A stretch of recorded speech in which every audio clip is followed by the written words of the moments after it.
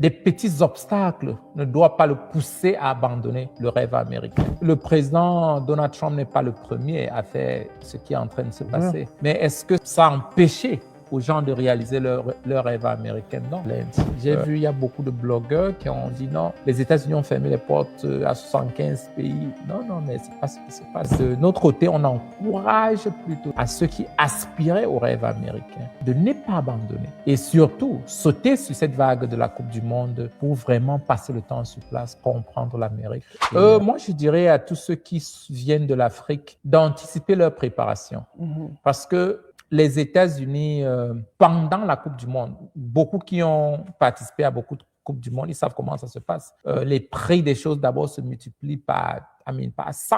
Et si les gens ne font pas les réservations à temps, ne réservent pas leur chambre, ne réservent pas où ils vont être logés, ça pourra être très, très, très difficile. Donc, il ne faudrait pas attendre la dernière minute pour commencer à réserver l'hôtel parce qu'il n'y aura pas déjà d'hôtel. Les gens seront obligés d'aller à 1h30, 2 heures de temps du centre-ville pour essayer de sécuriser des hôtels. Et c'est pourquoi on a la liste qu'on a ouverte déjà pour enregistrer ceux qui aimeraient être dans le village de la Coupe du Monde, ici à Kenton, et le temps qu'ils vont passer. Parce que je sais qu'on ne pourra pas accueillir tout le monde. Notre souhait, c'est qu'on ait la possibilité d'accueillir même 5000 personnes. Je sais que le Congo sera représenté et on a beaucoup de clients qui viennent du Congo. On a une très grande communauté congolaise en Belgique, des supporters et ceux qui sont en Afrique. Donc, quand je vois la liste des réservations qu'on a déjà, c'est comme si on est même presque full déjà. Mais les gens doivent réserver, faire des réservations à temps. Parlons-nous un peu de ce qui va se passer à le village de la Coupe du Monde ici à Kenton. Le village de la Coupe du Monde, déjà, le grand truc ici, déjà, c'est créer l'environnement pour recevoir les gens. Là où les gens seront à l'aise, là où les gens vont se sentir, les gens en communauté et là où les gens seront vraiment safe. Si tu ne veux pas aller au stade, tu pourras expérimenter l'ambiance du football avec d'autres communautés africaines. Donc, les matchs seront dans nos amphithéâtres, les grandes salles comme celle-ci, les différents matchs qui vont se jouer au même moment. Et on aura les bus qui partiront d'ici pour les stades, pour ceux qui iront au stade, et puis les bus vont les ramener aussi. Donc, c'est le concept, déjà, c'est que ceux qui viendront aux États-Unis aient la possibilité d'expérimenter cette période de la Coupe du Monde en communauté et vraiment à moindre coût. Le match, ce n'est pas du matin au soir. Et de l'autre côté de ça, on aimerait que les gens expérimentent, que ce soit un temps de transaction. La plupart du temps, les gens qui viennent au stade sont des hommes d'affaires, naturellement. Si tu es fonctionnaire, tu ne peux pas avoir 2 mois off. Donc, il faut être chef d'entreprise. Et pendant cette période, on aura beaucoup de salons pour discuter des opportunités au niveau des États-Unis. Donc, ce sera un temps pour avoir beaucoup de fans, mais aussi capitaliser sur leur temps au niveau des États-Unis. Il y aura beaucoup de networking. On a ceux qui vont proposer leurs produits ou bien leurs services quand ils seront là, et aussi beaucoup de connexions pendant cette période-là. Il y a les gens qui sont un peu dérangés par ce que le président vient de dire par rapport au visa. Il y a certains pays qui sont restricted. Qu'est-ce que vous pouvez nous dire? Moi, je pense que parfois, il faut regarder exactement le message. Les visas pour la Coupe du Monde, il n'y a pas de problème. Les restrictions des 75 pays s'appliquent aux visas d'immigration. Donc, ceux qui aimeraient, ceux qui aimeraient avoir le visa comme la green card, par exemple. Donc, et puis, on a mis un pause. Les procédures fonctionnent normalement, mais on ne délivre pas les visas d'immigration en ce moment. Et je pense que la plupart de ceux qui viendront à la Coupe du Monde ne sont pas en train d'immigrer. Et puis, même s'ils ont envie d'immigrer, ce sera une bonne opportunité pour venir passer 1-2 mois et vraiment s'acclimater, voir comment les choses se passent avant de se lancer dans un processus d'immigration. Tu peux encore expliquer ce qui veut dire poser, to pause the immigration process for the process for immigrant visa in French? Je pense que si je veux illustrer, c'est un peu comme on peut barrer une route pour refaire une autre route. Et pendant qu'on fait l'autre route, la première route est barrée pour un temps. Est-ce que ça veut dire que cette route ne sera plus jamais ouverte? Non. Donc, j'aimerais que les gens ne se découragent pas parce que si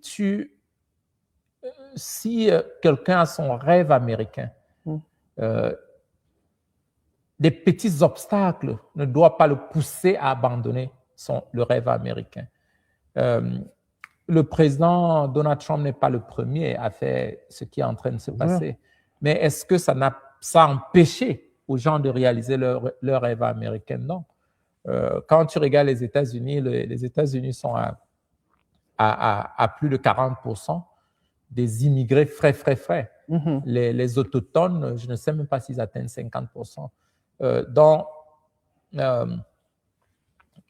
D'ailleurs, c'est pourquoi pendant la Coupe du Monde, je pense que ce sera une bonne période pour faire vraiment la découverte profonde des États-Unis, passer le temps sur le territoire américain, pas seulement pour le match, mais comprendre le système, parler aussi avec ceux qui sont là depuis longtemps.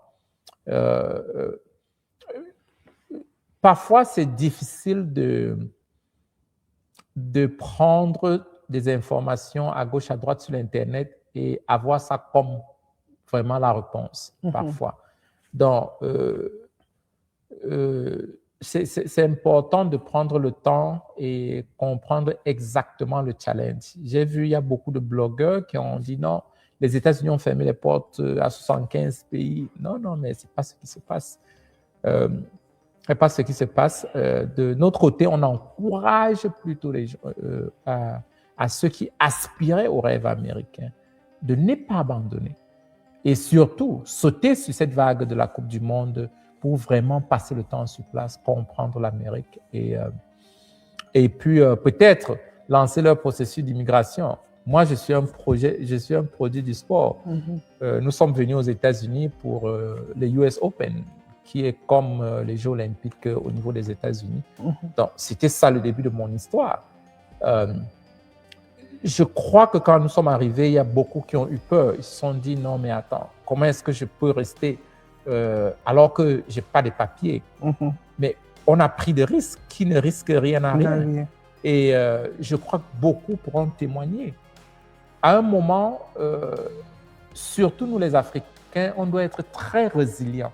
Il ne faudrait pas que chaque petite tempête vienne nous bouleverser complètement. Parce que j'ai parlé à certains gens, ils m'ont appelé, ils disent, mais coach, je ne sors plus, j'ai abandonné le travail, j'ai peur. J'ai fait non. Parfois, c'est l'obstacle qui crée le chemin aussi. Les choses ne doivent pas toujours aller comme si le chemin était déjà fait. À chaque étape de la vie, la loi peut changer, l'approche peut changer, mais il faut se dire quels sont des mécanismes qu'on peut développer pour surmonter ce nouveau challenge. J'ai un expert qui a dit de ne pas prier pour ne pas avoir de problèmes, parce qu'on aura des problèmes. Mais il faut prier à être fort pour être à mesure de gérer n'importe quel problème qui arrive. Donc, à un moment, la loi changera en Amérique toujours. On va changer la loi, tout le temps on va changer la loi. C'est comme ça dans le monde. Mais que chaque temps de résilience nous rende beaucoup plus forts et non nous affaiblisse. Ouais. Master, I wanted to ask you, what do you think will make the difference between people who decide to just come here individually and hang around at some hotel and then go to watch the game and then come back to their hotel, and somebody who decides to not just come here but engage themselves with dispensation investment or Ali Global and sometimes even go to the field and watch the game, but always make sure they participate in the activities or out here in Canton? I think anybody that comments, I mean, if you come and spend 2 months in America just to watch the game, that means you just lose. You lost so much money. So anybody that is come to America for a game should go back home with money. Money is not just a tangible money. That could be a knowledge. That could be an idea. That could be a connection. That could be a business opportunity. So I don't think African businessmen or African now can just come to the field and just to watch the game. Every minute you are watching that game, somebody's making money. And if you are a business person, you have to ask yourself, how can I take advantage on this opportunity? So come to watch the game, but also leverage on that time. Network with people. Maybe look for finance for your business. Talk to bankers. Look at some business opportunity. Look at those that are on in your field business. So make sure you watch the game, but you go back home better than when you came. Don't just come and spend money. So that's why we have almost 60 days full of activity, So it's going to be meeting every day. So we believe it's going to be that time where all these business people will come and immerse themselves. Now, if you come here to rest, I don't think you can rest for 60 days. That's too much. After you sleep for 3 days, you want to get something done. So that's why we want to create that ecosystem, that environment where people gonna be stimulated. They're gonna see the opportunity in the United States, not just in Texas, not just in Canton, but also the opportunity in the here in the local level.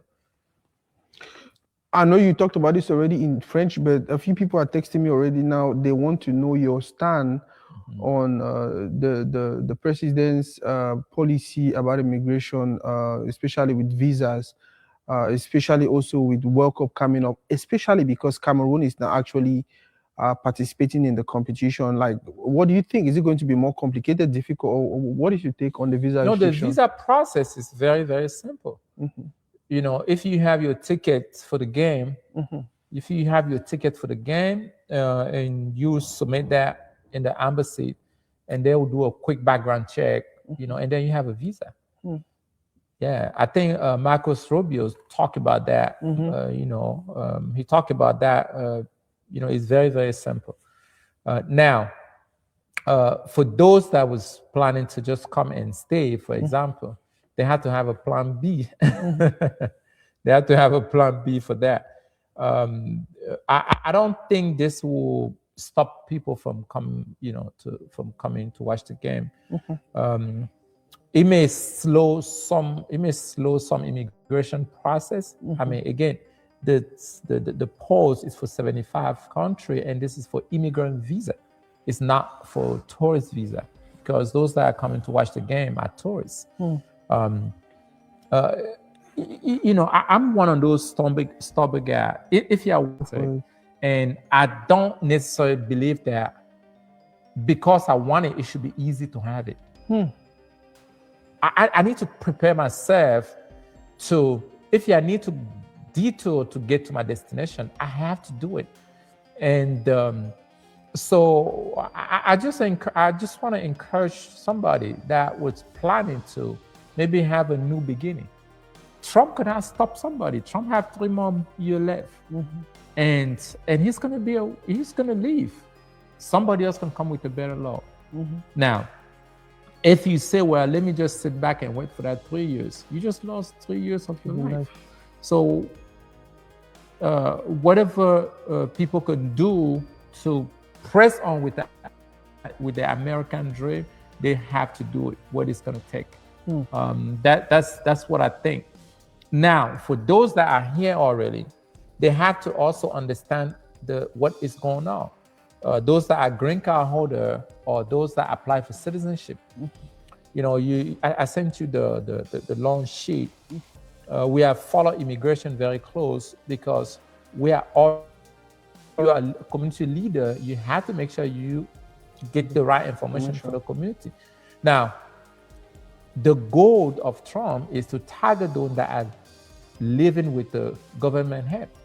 So if you are out there, you want to get your green card and you are not fine for your taxes, or you are on all kind of government support, that may backfire you.